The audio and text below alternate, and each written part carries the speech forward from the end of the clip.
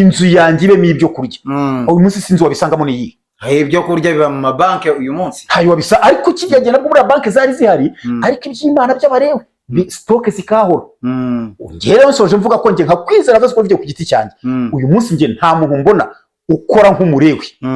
Ugereranwa n'umurewe. Yego. Ubwo umurewe nitumubona turana ukora nk'umutambyi. Kandi ibitambo bibikibaho. Kristo ni igitambo cy'iteka ryose. Muvandimwe rero ntabwo yatwaye kubura kumvikana, ntabwo ikiganiro uko bigomba kugenda kandi twagane byose ni byiza. Intama n'ibitambo n'abatambyi n'abarewi ntabwo byaburamo. Iz'Imana n'izabanaka ntabwo zaburamo. Ukubwira ko agiye kureba intama ye ubwo niye nyine. Ubwo niye ku giti niye nkuko abivuga, ariko si ya Kristo. Ntabwo ya Kristo. Ya Kristo ni ujya kuyireba mu mifuka mukabijyana muri Isiraheli mukajya kubishyira mu barewi bawo. Intama za Kristo nta muntu wo mu isi uziragiye.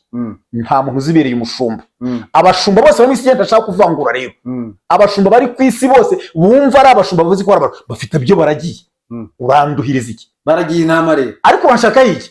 Kuki bafite amazina abiri? Bitwa abakristo bakitwa n'intama. Abakristo ni abe mwene naka. Hanyuma intama ni mwene Kristo. None se na Kristo ari intama, abana be si intama. Nibyo kuki nyine bigomba gufata amazina? Ntago ari abiri ni rimwe. Itorero nakubwiye ko ari rimwe ryonyine gusa, ari itorero ry'igihugu. Tatashoza nami nkomeza Yesu ndinda uhindurwa n'ibihe. Bakunzi bacu bakadasohoka turabasuhuje aho muherereye hose, mukomeze kugubwa neza cyane kandi imigisha y'Imana ikomeze kuba kuri mwebwe. Aha rero tukaba dufite umutumirwa wacu nk'uko bisanzwe, akaba ari Ziraziritse. Ndakwakiriye muri studio za Ziraziritse TV ndetse no mu cyumba cy'ibitekerezo.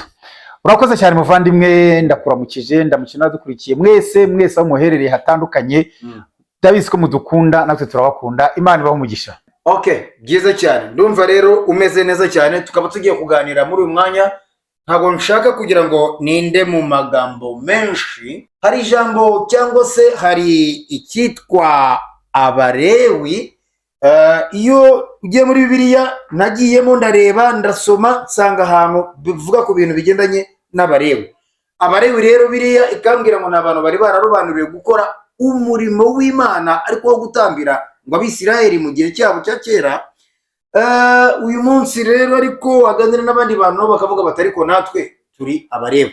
Ubwo ngubwo abo ndi kuvuga n'abapasiteri batuyobora cyangwa se abapasiteri bayobora amadini muri iki gihe, nabo bakavuga bati natwe turabarewi. Ibyo abarewi bakorerwaga mu gihe cyabo cya kera bati natwe uyu munsi ni twebwe abarewi duhari, mugomba kuzajya mubidukorera. Ndagira ngo rero wowe utwinjize neza cyane muri icyo cyigisho, utubwire ubundi abarewi bari bantu ki b'icyo gihe, hanyuma uze no kuza kutubwira abarewi rero muri iki gihe twabagereranya n'abande muri kino gihe cyacu, kubera ko benshi bakomeza kubyibazaho kandi mu by'ukuri ugasanga koko bifite ishingiro. Ariko se koko hari umuntu wakubwiye ko ari umurewi? Cyane rwose. Ariko tukundeba ukunda umurewi.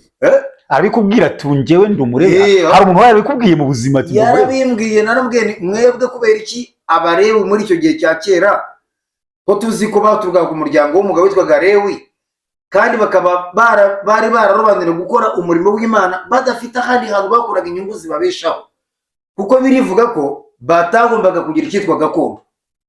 Akaba ariyo mpamvu rero babaherezaga ibya 10 ndetse n'amaturo. Uyu munsi rero naganira n'umupasiteri arambwira ariko kubera iki mwebwe mugira gutya mukavuga ko mukwiriye kuzajya mutungwa n'abakristo, kandi mwebwe mutari abarewi? Abitwa abarewi aribo Imana yarategetse ko bazajya batungwa n'abakristo. Arakoze cyane rero arambwira ati ariko natwe abarewi mu gihe ntabwo bagihari, abarewi muri kino gihe cyacu ni twebwe ababizi. Iyo hagize umuntu ukubera rero tubigera ikintu cyitwa impaka zikomeye cyane, hagize ukujyana impaka z'amaturo, nzatumira umuvuga butumwa azatuganirize koko adukure mu kintu cyitwa urujijo. Dusome ijambo ry'Imana mu gitabo cyo kubara ibice 18 umurongo wa 20. Kandi Uwiteka abwira Aroni ati ntuzagire gakondo mu gihugu cy'Abisirayeli, ntuzagire umugabane muri bo, ni njye mugabane wawe na gakondo ya mu Bisirayeli. Njyewe Uwiteka ni njye mugabane, ni njye munani etc. Abarewi dore mbahaye kimwe mu 10 cya byose kizatangwa n'Abisirayeli kibe gakondo yabo, nkibahembeye imirimo bakora yo mu ihema ry'ibonaniro. Umvise neza? Nabyumvise. muvandimwe Emmanuel rero urakoze. Nkomeze nibutse abadukurikira koko nkunda kubivuga. Iki kiganiro cyacu dukoreye mu cyumba cy'ibitekerezo no kuri Ziraziritse TV turaganira nyine, ariko ntabwo nshaka ko tuza kubivanga n'ibintu byitwa ibya cumi cyane. Ibya cumi tuzabiganira ukwabyo kuko mbifite ibibazo byinshi cyane. Ndabizi ko usoheruka kugitanga. Oya ntanga kiki se ko nta murebo hari. Ese waretse nkagusengera ukihana kudatanga icyacu. Oya ahubwo numara kunsobanurira nkumva ko hari abarewi bagomba guha icyacu. Urumva ko urafatanya ibintu byinshi. Urafatanya abarewi, ufatanya ikintu cyitwa icyacumi, ufatanya ikintu cyo kugitanga no kutagitanga. Ibyo ni ibintu bitatu bifitanye isano koko ariko biratandukanye. Ariko tuganira ku munsi nko wavuze n'abarewi. Yego n'ibindi tuzabigeraho. Wabyivugiye abarewi kuko bakomoka ku muntu witwa Garewi. Yego niyo ntandaro yabo. Ariko baje kuba abantu bafite umwanya ukomeye mu muryango wa Isiraheli, ariko bikozwe n'Imana. Kuko Levi ntabwo ari ikintu kidasanzwe gusa ngo ni ijambo rigenda rishaka gusobanura ngo kwifatanya cyangwa guhuza. Noneho barafite guhuza n'Imana, kwifatanya n'Imana niko Imana yabishatse. Nubwo twese twahuza n'Imana, twakwifatanya n'Imana, ariko Levi ngo nicyo ushaka gusobanurira guhuza cyangwa kwifatanya. Hanyuma rero Bibiliya nk'uko uyisomye ndagira ngo dusobanurire abarewi bo mu gihe cya kera bari bantu ki bakoraga. Nabo ndi kuvuga nyine kandi kubakubwira nabanje kose muri Bibiliya. Yego wabumvise? Nabyumvise. N'abantu bakomoka kuri Lewi nk'uko wavuze. Yego bigahuzwa n'iri jambo ryitwa guhuza cyangwa kwifatanya. N'abantu bafite uruhare n'umuryango w'Abisirayeli kuko Imana yatetse ko barobanurwa ubwayo ari ibivuze batandukanye n'abandi bantu. Yego ariko si batandukanye mu masura ni mu mirimo yabo n'Imana. Ubusanzwe birivuga ko bari abantu bashinzwe ibikoresho byo mu ihema ry'ibonaniro, kubimenya, kubyitaho, kubibika, imirimo neko ibikoresho wowe ahubwo imirimo yo mu ihema ry'ibonaniro harimo no gutambira abantu. Bivuga ngo abataraberewe ntaho bahuriraga n'iyo mirimo, ndetse ahubwo uwashaka no kuba yabijyamo atari umurewe yarapfaga, yarabiziraga. Harimo byose nyine ibyo gutamba ibitambo, ariko cyane cyane Imana ashaka ko bazirikana amabanga y'ibikoresho byo mu ihema ry'ibonaniro. Ihema rero niryo ryaje guhinduka urusengero. Uyu munsi ntabwo bavugiyemo ngo bavuga urusengero ko nizo tubona, na nyuma yaho kandi urusengero rwaje kuba. Ntabwo byaje guhinduka, ahubwo bavuga ko iyo nyito ishobora kwitwa urusengero, ariko nta hantu binahuriye. Icyo vuga icyahindutse urusengero ni ibintu bibiri. Icyahindutse ihema ryari portable, ryaratwarwaga. Aho usibye no gutwarwa n'imirimo yakorerwagamo. None se mu ihema urimo urabyica wowe, none se urambaza unisubize. Oya ariko nuko urimo kumbwira ngo ngaho ibaze rero unisubize. Bashyirwaho hari ihema ry'ibonaniro. Nyine urashaka kuza kubihuza n'uyu munsi kuko nta hema rihari kandi turi buhage. Nuko uvuze ngo n'urusengero uyu munsi. Nyine nyuma ijambo ry'ibonaniro ntabwo ryakomeje gukoreshwa nkuko n'uyu munsi ntaho wasanga iryitwa ihema ry'ibonaniro. Uvuze ko nta rihari. Ihema ry'ibonaniro nta rihari. Voilà. Aho nicyo byo nabiguhakaniye. Nicyo nashakaga rero. Uya nta rihari rwose. Yego. Aho ndasobanukiwe none. Ba nyiraryo bararitwaye, bararigendana, rikora ibyo ryakoraga, igihe kiragera ariko bavuga ko ngo hano ngo ribitse ba nyiraryo baribitse. Ngo nibo bahazi niba rihari koko. Ariko rero mikizwa ihema ry'ibonaniro nta rihari.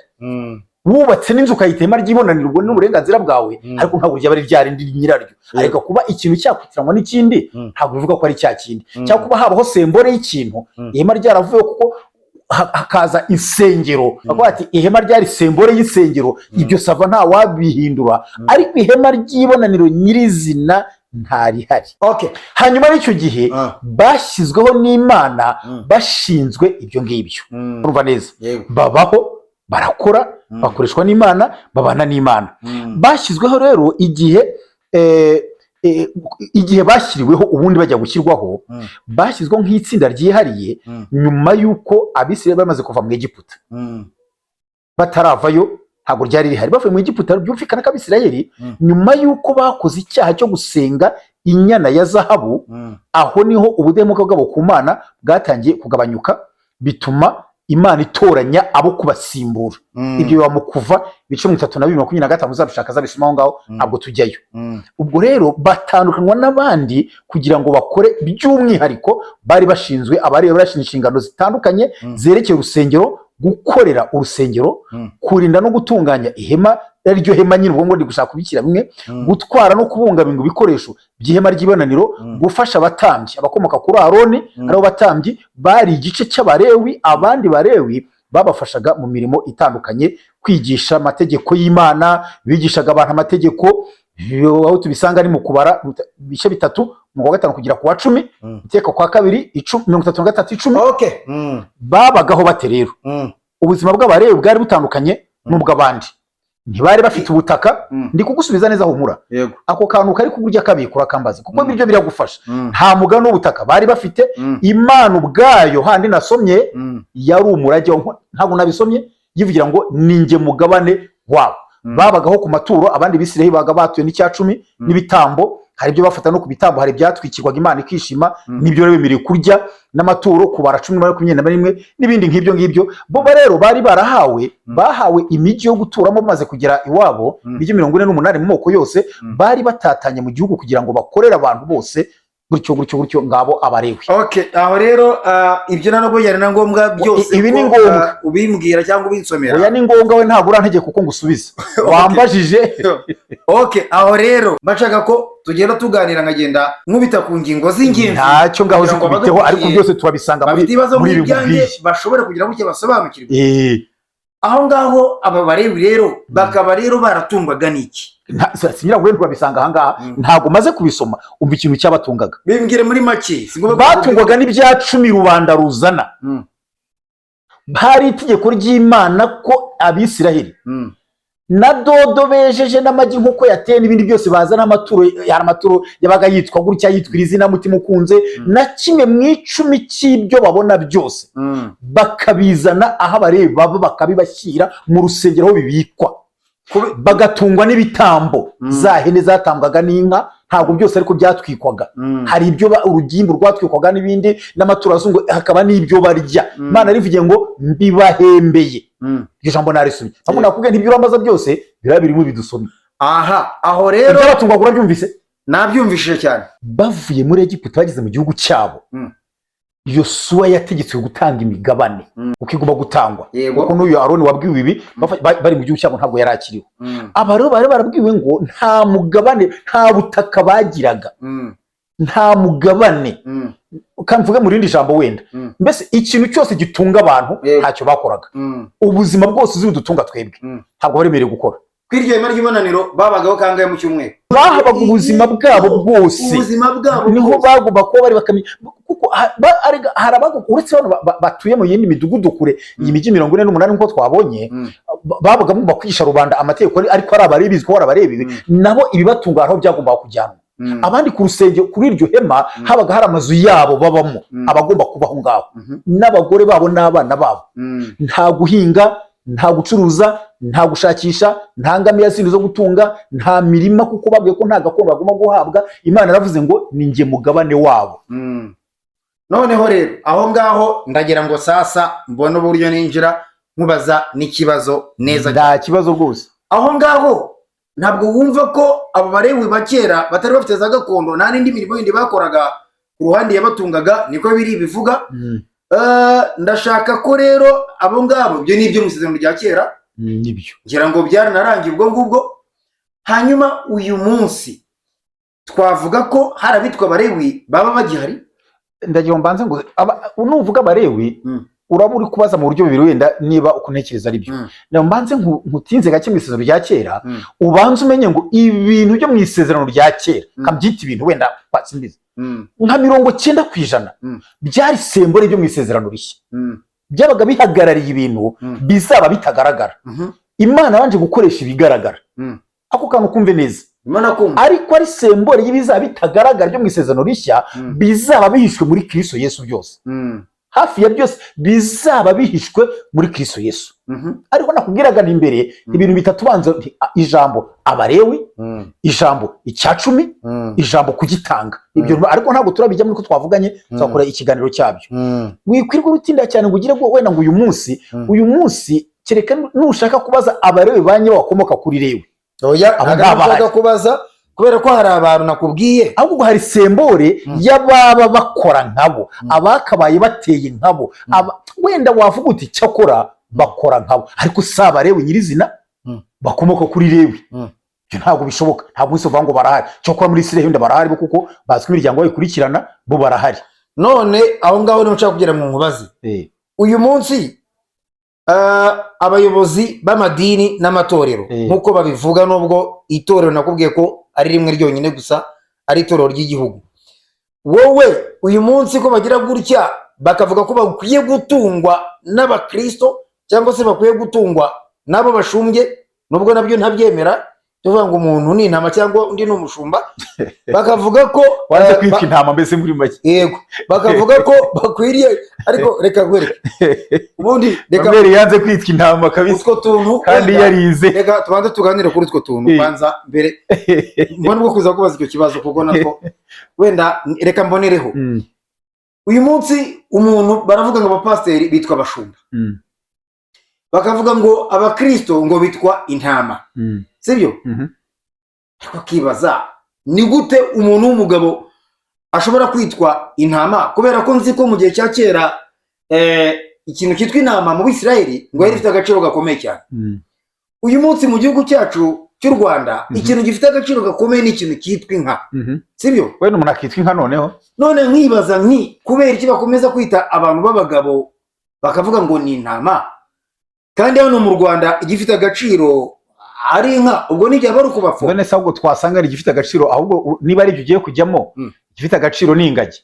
Kereka niba ahubwo ushaka abantu bita ingagi z'Imana ari byo ushaka. Tujye tukwita inka se basi mu isi, niba ari bishaka kuvuga. Nta muntu urusha agaciro Yesu Kristo umwana w'Imana. Nje ku myizerere yanjye nawe ufite iyawe, kandi yemera kwitwa intama. Kuki se yemera kwitwa intama y'Imana? Intama bavuga, iyo bavuga intama ntavuga intama zijya kurisha ibyatsi zo ku gasozi wanyu n'amahurunguru n'amaganga n'iki, bavuga byaturutse kuri Kristo ngo ni umwana w'intama w'Imana. Bityo na bamwe n'abamwizeye bitwa nabo intama z'Imana. Ntago ari intama z'iwanyu mororane pfira mu mibande, bavuga intama y'Imana. Naho ujya kuvuga ibifite agaciro mu isi no mu bihugu, rero ubwo haraho turasanga usanga se hari igihugu impyisi yari ifite agaciro. Hanyuma se kuki usanga hari igihugu impyisi afite agaciro, abantu baho bazitwa impyisi? Kuki bafite amazina abiri? Bitwa abakristo bakitwa n'intama. Abakristo ni abe mwene naka. Hanyuma intama ni mwene Kristo. None se niba Kristo ari intama, abana be si intama? Nibyo kuki nyine bigomba gufata amazina? Ntago ari abiri ni rimwe. Niba Kristo ari intama, nabe ni intama. Okay, hanyuma ni ukuvuga bene Kristo, Kristo. Ibyo badukurikiye wenda babyumvishije. Kandi byo ni abashumba rero nabone ibyo ni irindi jambo naryo turavugaho. Kuko ubundi tuvuze ukuri kuri kwanjye njya mvugana abantu ntibazakumpore, manza ngiye kugushyiraho ushaka. Kuko niba intama ari za Kristo, ni nawe uziragiye. Ubwo ni bavandimwe, ndavuga nka kwizera. Niba intama ari za Kristo, ni nawe uziragiye, kuko anivugira ngo niwe mwungeri mwiza umenya intama ze. Yego, nabirandika ibivuga. Nta muntu wo mwisi uragiye intama za Kristo. Ibyo bivuze nka kwizera. Ntihagire untera amabuye cyangwa muyana yo kumuyatera ngiye. Ubwo nukuvuga ko Kristo niwe mushumba. Niwe mushumba w'intama ze. Abo bandi rero bo mwisi baragiye. Abo bantu rero bo mwisi biyita abashumba, n'abayobozi bacu mu matorero, nabo kubahwa, nabo kwemerwa, ariko nabo bakwiye kwitwa abashumba. None se n'abashumba oya uretse. Ariko Manuel wisha kunjyana kure, we nunanjyane mu byanankuro nk'uko ujya umbwira. Ngiye navuze ko ubwo hari intama za Kristo, sibyo? Nabyumvise. Hariho n'intama z'iwacu, n'abadukurikiye bari kubyumva. Hari intama z'iwacu tworoye, nazo ni intama kandi zifite umushumba. Hari n'inka wavuze, nazo zifite umushumba. N'amafamu yose afite abashumba. Urumva neza? Rero ntubyitiranye umuntu niba ari umushumba wimuburanya afite oya wowe ibyaragiye. Utubwiye iby'intama, urabidusobanurira. Intama za Kristo nanjye ndimo. Yego. Umushumba wazo ni Kristo. Yego, akaba ni umwungeri, ni umushumba, ni mbabara nkubwira iki kintu ntugire uvuga hirya yacyo. Intama za Kristo nta muntu wo mwisi uziragiye. Nta muntu uzibereye umushumba. Abashumba bose bari mwisi genda ashaka kuvangura rero. Abashumba bari ku isi bose bumva ari abashumba bavuze ko ari abashumba, bafite byo baragiye. Uranduhiriza iki? Baragiye intama rero. Ariko banshaka iki? None se baragiye inka mu mutara no baragiye intama? Ngenze muri kwibwira ibyo mwidini please. Ibyo mwidini ntago nabigiye kureka nanjye ndo mwidini. Okay, ntago nabiretse. Umva ngusubiriremo. Intama za Kristo ziri ku isi hose. Kristo niwe uzizi, nazo zirabizi, zifitanye ibanga nawe, niwe mwungeri wazo. Urabyumvise? Nabyumvise. Abantu bose bari ku isi bitwa abashumba, ntabwo mbarwanya, ndabemera, bafite ibyo baragiye nabo. Wowe reka no kukuvuna. Uramvunira iki? Kubera ko wowe ibyo navuze byumvikana. Kubera ko wowe n'ubundi ibyo bintu ari byo ubamo cyane. Kandi abashumba bari ku isi bose ntabwo ko ndabemera. Reka rero ngewe mbibabwire noneho mbibabwire ibyo ushaka kubabwira wowe, hanyuma dusubire ku kibazo cy'abarimo. Abantu mwese mwita abashumba, mumenye ko mutari abashumba. Oya, ariko n'abashumba. None se urangiye iki kora abashumba kandi bafite ibyo baragiye? Kandi tubonye ko intama ziyoborwa. None se nizo ziragiye, izo ni za Kristo. Hanyuma izitarize se ni izihe? Za zindi z'iwanyu mworoye. Reka nta mushumba zifite se. None se izo mu idini zo nizitwa intama? Oya, mu idini none se umushumba yagiye ufite inka ze aragiye, uramwambura ubushumba. Oya, twega amatwi ku nkazi Manuel. Umushumba ufite inka ze uyu munsi aragiye, uramwambura ubushumba gute? Hanyuma umupasiteri subiza, ntago ari umushumba, ariko wowe uri kurwana n'ibintu muri wowe byiganira muri wowe, ariko utumva kandi ndabifunitse neza, ariko ntiwabyumva. Abashumba bari ku isi bose bareka ibitwa abashumba, urabarwanya, bafite ibyo baragiye. Urabishakira icyo babigiramo iki? Ntihazagire, sinshaka kuzongera kumva. Mubishaka gute se n'uwo bagira abashumba? Ntabwo nshaka kuzongera kumva umuntu w'umupasiteri uzongera. Oya, n'umushumba. N'umushumba kandi afite ibyo aragiye kandi azi. Ntabwo rero ngewe ibyo nibyo urimo kuvuga. Ngiye ndi kuvuga ngo wa mupasiteri uvuga ngo ngiye mugiye kujya kureba intama yanjye, ngiye ngo ndumushumba. Buretse agiye kureba iki? Buretse agiye kureba iki? Agiye kureba intama ye. Buretse gato, buretse. Agiye kureba intama yande? Agiye kureba intama ye. Igisawa rero niye nyine agiye kureba. Nisura shaka iki? Ntabwo ari ya Kristo agiye kureba, niye. Kandi urashaka ku ngo agiye kureba iyo Manuel ndimo nagusubiza neza. Ibiti intama rero no mumenye ko mwebwe muri intama z'abo bashumba. Oya, no, ngiye kwizera ndi intama ya Kristo, ntabwo ndi intama ya naka. Hanyuma se ugushumbye ashumbye gute se? Mfite umuyobozi unyoboye mu itorero. Ibyo reka tubiveho. Wanze ndimo ndakujyana ahantu ukunda ushaka. Oya Manuel, wanze kwishyiraho umucyo kugira ngo itorero mfite umuyobozi. Wagira ngo nta matwi wifitiye. Mfite umuyobozi mu itorero. Mfite umushumba gushumbye wowe. Oya, nta gashumbye, nta muntu ushumba ngiye. Waragushumbye. Reka nta muntu ushumbye, kandi gushumba si n'ikinyarwanda. Gushumba ni imvugo nyandagazi, n'abavuga bose ni imvugo ipfuye. Nta gushumba ntago bibaho. Umushumba abaragiye. Umushumba araragira, ntago umushumba shumba. Barakuragiye rero, none se nufite abashumba. Nibyo nakubwiye wowe udashaka kumva. Barakuragiye ari nge banza wemera ko bakuragiye. No, ntago nakemera bitari byo. Ngiye mu itorero mfite umuyobozi unyoboye. Nemera. Bamwita ngo iki? Nubaha. Ni umuyobozi wanjye, ni pastor cyangwa mwarimu. Bamwita umushumba. Bandese. None se ngiye kuri kumbaza njye uri hano ugashaka ko mvuga ibyo abandi bavuga. Wowe urushaka ko mvuga ibyo abandi bavuga. Ngiye ndi ibyo kwizera avuga. Wifata kwizera nk'abantu bose rero bafite uko bavuga nuko babyumva. Uko numva ibintu, mpamvu no bari ntagire umuri bitekerezo yanye no kumva ibintu. Ngiye ndi kukubwira ngo ndi intama ya Kristo. Kristo afite ahandagiriye, ni wundagiye n'umushumba wanjye, naho anjyanye nuko abishaka. None se iryo nge nawe tuziranye kuri password yacu nk'intama ye. Yaravuze ngo izanjye zumva ijwi ryanjye, ntago zumva ijwi ry'umushumba witonde Manuel, zumva ijwi rya Kristo. Intama za Kristo ntago zumva ijwi rya pastor wo ku rusengero, ntago zumva ijwi ry'umudiyakoni wo ku rusengero, ntago zumva ijwi ry'umuvugizi mukuru w'idini ryo. Ntago intama za Kristo zumva ijwi rya musenyeri, zumva ijwi rya Kristo. Intama za Kristo. Hanyuma ujya kureba intama ye rero, niye nyine, ubwo niye iyo niye ashumbye, ubu nashumba niye yaragiye, niye nyine. Nge ntago ndi intama ya naka. Nge ndi intama ya Kristo, ntago ndi intama ya naka uwo ari we wese. Nta muntu ushumbye, nta muntu undagiye. Cyakora hari umuyobozi unyoboye, kandi abayobozi bubahwe, abayobozi bemerwe. N'akazi kawe ibyo bintu burimo uri kuvuga ngo nta muntu ugushumbye no cyangwa iki, kandi bagushumbye ubwo uzavuga ugushumbye uwo ari we. Niba hari uwo mbereye intama ugarandagiye nk'uko uvuga, cyangwa mubereye inka cyangwa ikindi icyo ari cyo cyose ugarandagiye, ariko jyewe ndi intama ya Kristo. Okay, reka ako ngako tukaveho rero. Hanyuma uyu munsi babandi bavuga ko bakwiye gutungwa n'abakristo, ngo nk'uko n'abarewe batungwaga n'abakristo muri icyo gihe cya kera.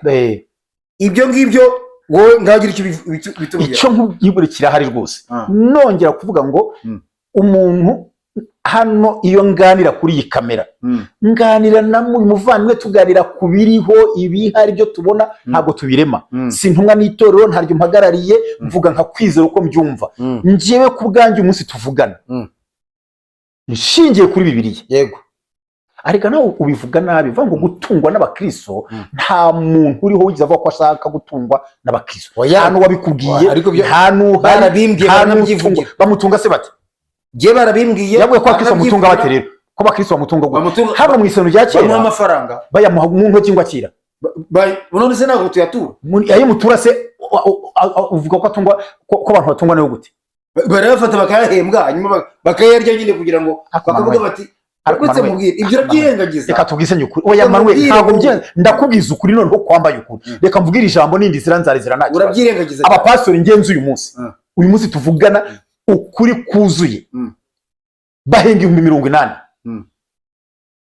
oya iby'amafaranga oya uretse bitone n'ubizanye abapastori nzi uyu mwanya tuvugana bahenga 80,000 Manuel mu mujyi wa Kigali hano 80,000 ufite abana 4 biga umuntu utunzwe n'itorero ninde ngira ukuntu batunzwe n'itorero batunzwe n'ibya 10 n'amaturo bibatunze ariko kuri kuvuga mu byishigiye kubera ko byajemo akavuyo kahise none ako kavuyo niko turi kuvugiramo nge nawe oya buretse usobanura ukuntu ayo mafaranga urimo kuvuga nayabikigiye kubera ko byajemo akavuyo ndimo ndavuga ngiye mu gihe cyanye nkiba no mu idini niba sibyo ko sinyibibambo by'amadini niba ubizi iki cyawe nacyo ayo bahembwaga ndayazi ukirimo ayo bahembwaga ndayazi nyavuge nayo oya nushake ntiyavuga ariko yari menshi arenze ayo ngayo yararenze ayo ariko adashobora gutunga umuryango adashobora kwishyura n'inzu nge ndagira ngo wanarize ijambo batungwa n'ibyashwe n'amaturo gute umuntu ari 80,000 icyo gihe uvuga pastor yahembwaga 118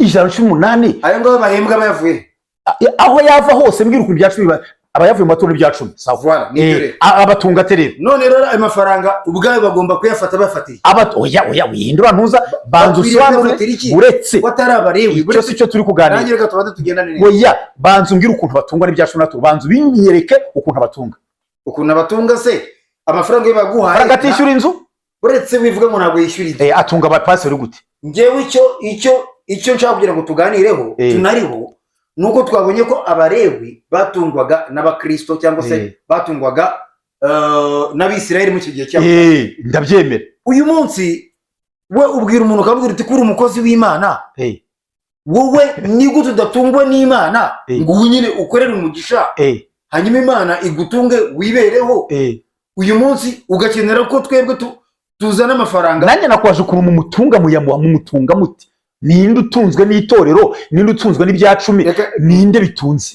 reka rero nkwereke uretse gatoya abapastori dufite umunsi bose ariko hari akantu uri kuvugana nabi ubundi abantu bose bari ku isi bose batunzwe n'Imana urabyemera ntubyemera batunzwe n'Imana se gute batunzwe n'imishara n'ibyo bakora byabo kandi batunze ntago ari batunze ibyo bakora babivanye ubwenge byo kubyiga babukuye he amaboko akora bayakuye he amaguru agenda Imana niyitunze abari ku isi bose ahubwo hakagira biha ibyo bakura byo ariko ariyo ibibahaye kuko abo mwiganye bose siko afite akazi nkako ufite abo mwungana bose siko ari nk'ukuri kandi uko umuntu abayeho kose atungwa n'Imana hanyuma uyu munsi wowe wibajije uranisubiza aba rero uyu munsi nta bantu nibitagutunze umunsi itazagutunguza Imana ntabwo reka gushyira abantu mu rujijo nta rujijo aha rero benshi bakavuga bati abarewi n'uyu munsi baracyariho ati niyo mpamvu nabo batungwa n'icyitwa abakristo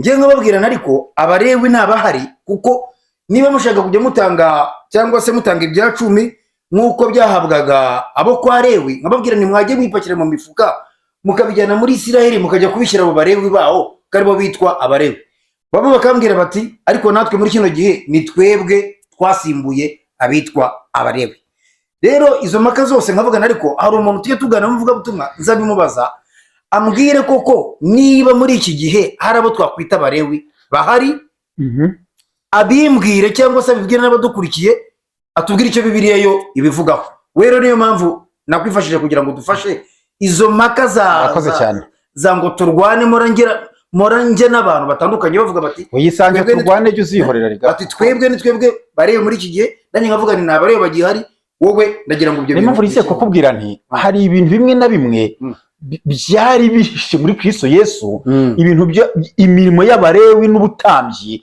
n'ibitambo, ko Kristo yabaye igitambo, ibyo amatungo yatambaga bivaho birarangira, Kristo aba igitambo kirangije byose, aba ngo ari nawe mutambyi mukuru, aba ari we uba umurewi. Muri Israeli bashobora kuba bakibikora nk'imico nk'imihango yabo, ariko njye uko byumva mu bindi bihugu, nshingiye ku nshingano abarewi bari bafite, nshingiye ku buzima abarewi babagaho, nshingiye ku byatungaga abarewi, njye navuga ko uyu munsi nta bantu njye nagiranya n'abarewi, njye ntabo mbona. Ibyo ni Kwizera ubivuze, nta bantu njye, nta bishopu, nta cyakora, ariko abapadiri bendaga kumera nkabo. Usibye no kuvuga ngo ni Kwizera ubivuze, ariko akavuga nka Kwizera kuko bira n'igitabo kigari n'ikometse y'ibitabo. Ariko urabivuga njyewe nshingiye ku cyakora ndebye abapadiri ukuntu babaho. Abapadiri aba mu mazu yubakwa n'idini ryabo, akaba arahazengurutse ikiliziya bakabaho, numva ko ngo nta n'umushahara bagira ugenwe, ubona byenda gusa benda kwitangira iby'ikiliziya, byenda gusa ariko uyu munsi ni mpamvu twashatse kujyaho impaka nkabwira nti njye n'ubundi uyu munsi njye nta bantu mbona batungwa n'iby'itorero, kuko n'abahembwa ya mishahara bakora n'ahandi. Uyu munsi kubona umupastori utarangura Dubai, utarangura Malaysia, utarangura mu Bugande, biragoye, kandi nibyo nibakore. Hari n'ababara abamotari kuko abarewi babaga aho ngaho. Hari n'akandi kantu gatoya ngira ngo wenda bagenzi ntibanyumve nabi, oya reka hari n'akandi kantu gatoya ngira ngo mvuge rwose gatandukanye n'ibyo bintu byose, kuko Bibiliya ivuga ko, cyangwa se n'izindi nyigisho zindi nagiye mbona zunganira Bibiliya, zivuga ko witwa uwo murewi watambiraga abantu ibyaha muri icyo gihe, ngiyo yajyaga mu ihema ry'ibonaniro afite ibyaha atari na ngombwa byinshi, afite icyaha kimwe gusa, ngo yashoboraga kugeramo, yageramo Imana ngo ikamutsindamo. Uzi kugira ngo uwo muntu ngo ajye kuva muri iryo hema ry'ibonaniro kugira ngo bamukuremo, ngo yajyagayo ngo bamuhambiriye ngo niba ari akagozi, ibyo birayi bashyiragaho inzogera nyine akajya yivuza, bakumva itakivuga bakamenya ko yapfuye, bagakurura umugozi, kuko niwe yabaga yemerewe kugera aho ngaho wenyine. Uyu munsi rero ku kantu karabitandukanya, kuko uyu munsi abantu bose baba bari mu nsengero, abo ngabo bambwiye ngo nabo ni abarewe muri iki gihe, bajyamo bafite ibyo byaha, bajyamo bameze bate. Icyo si cyo ndavuga, ndavuga ko umutambyi udutambira ubu ni Kristo. Habaye hari uwo wazirika akagozi n'iyo nzogera, ubwo yaba ari Kristo. Kristo yahindutse igitambo cya byose, aratwitambye cy'iteka ryose. Nta murewi ukijya aho hantu. Umuntu wo mu Rwanda uzakubwira ko ari umurewi wa mugani wawe, ubwo byasaba ko azajyayo akajya atambira n'abandi, kandi ntabwo byashoboka. Kandi aho hera cyane ntabwo wakirwa n'umutambyi wenyine, umwenda wari wakingije waratabutse, twese twemererwa kuhajya. Ahera ni hehe? Naho nizereye ni muri Kristo Yesu, ngo aho muzagera hose nzahahindura hera. Ubu muri Yesu hahagije byose. Yohana ibice 10 ku murongo wa 11 haravuga ngo ni njye mwungeri mwiza, umwungeri mwiza apfira intama ze, ariko uragirira ibihembo utari umwungeri mwite kandi intama atarize. Twagiye mubwira nti wa uvuga ko ariye, ubwo niye nyine ntabwo ari ya Kristo niyi. Twashaka kuyimaka Imana kugira ngo ngo ntabwo yazipfira kuko intama atarize. Iyo abonye isegarije asiga intama agahunga, isega rikazifata rikazitatanya. Twagiye tubona ngo kuko ari uw'ibihembo arahunga ntiyite ku ntama. Ni njye mwungeri mwiza kandi menya izanjye zikamenya. Ubu uranga agiye kureba intama ye, ubwo niye nyine. Cyakoze wa mugani ubwo ni Kristo wabanze kutahumva, nyamara niho nakubwiraga. Kristo ngo intama rero n'ibitambo no gutamba n'abarewe ntabwo bitandukanye. Kristo yarangije ibyo. Uyu mwanya umuntu ko ari umurewi, ubwo byamusaba ko ahera cyane hasubiraho mu Rwanda rwacu tukahabona, umwenda uhakingirije ukajyaho, akajyayo agatambirira ibyaha. Nubwo nabwo uyu munsi umupaseri uhembwa umushahara wenda wegeranijwe bakabahemba, ariko ntabwo usanga ari umutunze nk'uko umurewi yazanirwaga n'imboga n'igi na tungurusumu, akantu kose gakenerwa mu buzima akakazanirwa kuko yitangiye iby'urusengero. Uyu munsi tuvugana insengero, hari umunsi ushobora kuhagera ugasanga harafunze n'ingufuri, nta muntu uhari. Yego. Ejo ugasanga barahari. icyo gihe ntabwo byabagaho. Habaga hari umuntu wahora acungana n'umuriro n'ibindi byose, ariko umunsi hari insengero ugasanga, ntabwo mvuga izi zafunzwe, ndavuga izikora. Ntabwo buri munsi wasanga rukinguye, umunsi wagira ugasanga harafunze, bose ntituzinyuraho bakinze bagiye. Icyo gihe ntabwo byabagaho. Uwakwita n'uyu munsi uwo muntu abonetse akahaba ubuzima bwe bukaba ubwo, nta nubwo wakora icyaha ngo hanyuma ujye ku rusengero, Imana yategeka uburyo uwo muntu abaho. Naho aho tutumvikanye nawe rero, nabo bivuga ngo barahembwa amaturo n'ibya 10, ariko uwo mushahara bahembwa ntabwo ari ikintu cyamutunga ngo cyishyurire abana gikemura ibibazo. Ibyo kuyatanga no gutanga icya 10 ni content twafata twanga se tuzayiganira ukwayo. Nubwo bahembwa mu bya 10 n'aturo byatanzwe, ariko ntabwo ngo bimutuze ko umurewe yabagaho. Umurewe yabaga ubuzima bwe. Imana yaravuze ngo ninjye mugabane wabo. Nta gasambu metero 10 yari afite, nta mazu akodeshwa, nta moto mu muhanda, nta modoka zikora, nta ngamiya zihinga. Ubuzima bwe n'abana be ni ku rusengero, ntabwo bemewe no kurya n'ibitambo n'ibisigara byose. Ari niyo Abisirayeli bagumaga ntibabitange, Imana batezaga intambara cyangwa indwara, bajya gusenga bati turazira iki Imana? Ati murazira ko abari bishwe n'inzara.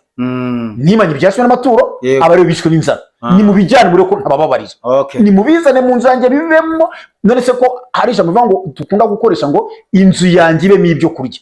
Uyu munsi sinzi wabisangamo ni ibyo kurya biba mu mabanki uyu munsi. Hayo wabisa, ariko kijyanye nabwo muri banki zari zihari, ariko iby'Imana by'abarewe stoke zikahora. Ngere nsoje mvuga ko nge nka kwizera bose ko bifite ku giti cyanjye. Uyu munsi nge nta muntu mbona ukora nk'umurewe, ugereranwa n'umurewe. Ubwo umurewe nitumubona turana n'ukora nk'umutambyi, kandi ibitambo bibikibaho. Kristo ni igitambo cy'iteka ryose. Muvandimwe rero, ntabwo twari kubura kumvikana, ntabwo mu kiganiro ariko bigomba kugenda, kandi ibyo twaganiriye byose ni byiza. Intama n'ibitambo n'abatambyi n'abarewi ntabwo byaburamo. Iz'Imana n'izabanaka ntabwo zaburamo. Ukubwira ko agiye kureba intama ye, ubwo niye nyine. Ubwo niye ku giti cye, niye nk'uko abivuga, ariko si ya Kristo. Ntabwo ya Kristo. Ya Kristo ni ujya kuyireba, ya Kristo ni uyizi. Hano yaravuze ngo isange ndazizi nazo ziranze. Ntabwo njyewe rero nta muntu ucumbye, nta muntu ndagiye ko ntawe imbere y'intama. Nge ndi intama ya Kristo. Cyakora mu itorero mfite umuyobozi unyoboye, kandi ndamwubaha nkamwumvira. Ibyo bitandukanye n'intama za Kristo, si byose? Kuko mu itorero harimo n'abaza kwisengera, mwese abahora batwiba mu nsengero si abayoboke bazo, abakuramo ibinyanga si abayoboke bazo. Ntabwo wumvise nkavuge, wumvise abapastori ngo bambugishije pastori, ntabwo mu imbuga nkoranyambaga cyane 35. Kibara abapastori, bamwe bavuga ko bakoze na za jenoside n'ubundi kubambura zina nshingano zo abapastori, nuko bahamwe n'icyaha cya jenoside yakorewe Abatutsi. Nese nta bari mu nsengero, ariko mu nsengero harimo intama za Kristo zizwi na Kristo. Niwe uziragiye, niwe uzimenya, niwe uzigeraho, n'ibibazo zifite niwe ubizi, ufite uko abikemura. Ukubwira ati ngiye kure intama yanjye aha, none nakubwiye ni wigira abantu wamura ubushumba, kandi bafite ibyo baragiye. Bafite aho baragiye, ahubwo se wamuguteze, ahubwo murafata ngiye ikabuga kure intama yanjye. Ubwo niye ku giti cye, yiye nk'uko abyivugira. Keretse avuze ati ngiye kureba intama ya Kristo. Kristo ngiye kureba intama ye. Mbivuga iryoshye. Kristo aranyongoreye, ngiye kureba intama ye i Remera. Ibyo nibyo rwose. Ariko ngiye kureba intama yanjye aha, ubwo niye cyane, aranayiragiye, ayibereye umushumba. Imana igumugisha. Ajya no kuyisura ayicururiza ati ngiye kureba intama yanjye, ndebe ko nayisengera, hanyuma imerese bya 10. Kandi byawe wenda ibya 10 byo tuzabiganira kwabyo, reka two kubivanga, ariko ntagaciyemo kubera ko ndabazi neza. Bavugaga batyo, tukanaganira, twanahura no mu nzira akavuga ati amazi ni se ugiye he mushumba? Ati ngiye kureba intama yanjye ituye ruguru hariya. Urumva rero intama yanjye, iyo mvugo nta nubwo yari ikwiriye. Ubwo rero urumva, ariko kuko ariye ntagenda yireba ubwo niye. Ubwo rero abantu bose mwajyaga mumbwira ibyo bintu, kuri njyewe ntago wambwira ngo hari umure muri iki gihe uhari nk'uko, kandi ndetse na ziraziritse abitubwiye. Ndashingira kuri Bibiliya. Navuze ngo ndebye inshingano bari bafite, iby'Imana yivugiye ibwira Aroni, ubuzima bagombaga kubaho, ibyagombaga kubatunga. Nta muntu n'uyu munsi ukora nk'umurewi, ubayeho nk'umurewi, nakwita umurewi, ntawe nabona ngiyewe. Byiza cyane. Ubwo umurewi rero muri iki gihe ni Kristo. Umurewi ni Kristo, umurewi ni Yesu, niwe abandi bose bita batyo. Umenye ko ibyo ngibyo ari igihuha. reka rero nshimire Ziraziritse udusobanuriye neza kandi yifashishije Bibiliya ijambo ry'Imana, kuko ntabwo nshaka ko tujya impaka kuri icyo ngicyo wenda cy'ijambo ry'Imana, kubera ko ngomba buri muntu wese aba afite uburyo yemera n'undi akagira nuko yumva ibintu buri wese yemera, nuko muri commentaire batubwira uko babyumva nta kibazo. Byiza cyane. Mwebwe rero mudukurikiye muze kujya ngaho hasi muri commentaire mutwandikire, mutubwire koko niba atubwira atabare wibarahari, yego atubwira abari bo nuko abyumva, mbese badufashe kuganira, batubwire rero nabo wenda uko bumva ko biri bivuga, niba koko ariko bisobanuye cyangwa se niba atari ko abisobanuye, nabo babitubwire uko babyumva, cyangwa se niba n'ibyo badukosora n'ibitekerezo nabyo turabyemera ko cyane rwose, cyane turemera kubera ko ngo biryoha bisangiwe. Yes. Reka rero ngushimire Ziraziritse kubw'umwanya wawe wafashe ukaza kugira ngo tuganire. Imana iguhe umugisha. Ndagushimiye cyane, Imana iguhe umugisha, n'abadukurikiye mwese Imana ibahe umugisha. Okay, byiza cyane rero, kandi nanone ntukajye wibagirwa gusengera abantu bose bafata umwanya wabo bakadukurikira. Mana Data wa twese uri mu ijuru, nsabe umugisha umuntu wese ufata umwanya we akadukurikira, bakanadukunda, n'abatwandikira n'abatabikora ariko badukurikira, ubaha umugisha. Kandi ijambo rivuga ko umugisha utanga ari ubukire n'icyubahiro n'ubugingo buhoraho. Ibyo ndabibasabiye koko, kandi singe n'ibigaragara nk'ibibazo bafite ndetse n'ibyifuzo, uri Imana isubiza, bagenderere abagerageje inzira zose bikanga, abahangetse ku buryo butandukanye, ubabere igisubizo cya byose, kandi kiruta byose barushaho kwakira ubugingo buhoraho. Urakoze kubikoze mu izina rya Yesu Kristo Umwami wacu, amen. Data nshoboza, nami nkomeza, Yesu ndinda.